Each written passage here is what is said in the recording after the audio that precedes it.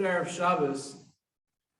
Not only is it a good Erev Shabbos, it's a good Erev Shabbos Hanukkah. This year, it's also coinciding with Rosh Chodesh, so it's Erev Shabbos Hanukkah, which is Erev Shabbos Hanukkah Rosh Chodesh.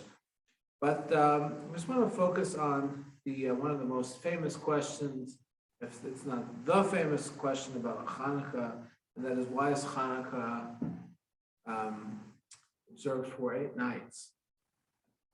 The rationale behind the question is this is the question of the Beit Yosef, Rabbi Yosef Karo. If the conventional understanding of the miracle is they found the flask of oil was supposed to last for 1 night and it lasted for an additional 7 nights.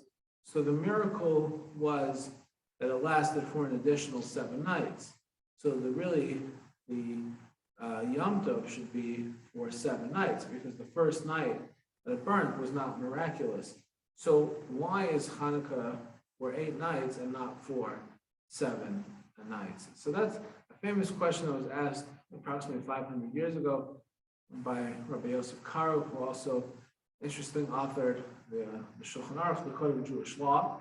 And there's been various different responses to this question and ideas and philosophies that have been offered over the last several centuries.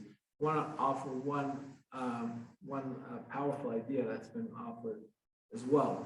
And that is, the heart of the question is, if the miracle was for 7 nights, why are we observing the holiday for 8 nights? Meaning the first night was miraculous.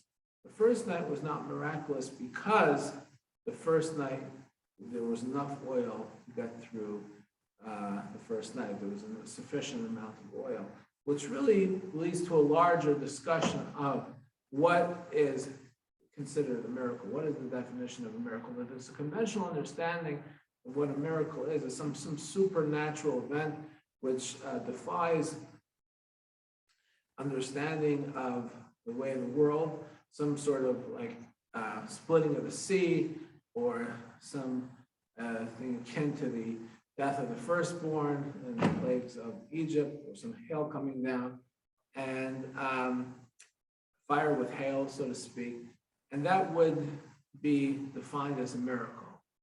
Our rabbis teach us that they're not necessarily so. And what our rabbis have meant by that is that wake up in the morning and we are surrounded by what they call nisim nistaros, the hidden miracles. Just watching a baby be born, or a fruit growing on a tree, or taking a breath of fresh air, taking a walk around the block. All those things are considered nisim nistaros, hidden miracles. Now, the reason why we don't necessarily attach so much significance to those events is because those occur on a much more frequent basis. But just because they occur on a much more frequent basis does not necessarily take away their significance in our lives. And usually we only begin to pay more attention to them or appreciate their significance when they're taken away from us. So one of the lessons of Hanukkah is not only to pay attention to the open miracles in life, but also pay attention to the hidden miracles in life. Meaning not only to pay attention to the latter 7 days of Hanukkah, but also to the first night as well, when we just had that oil and just took it for granted.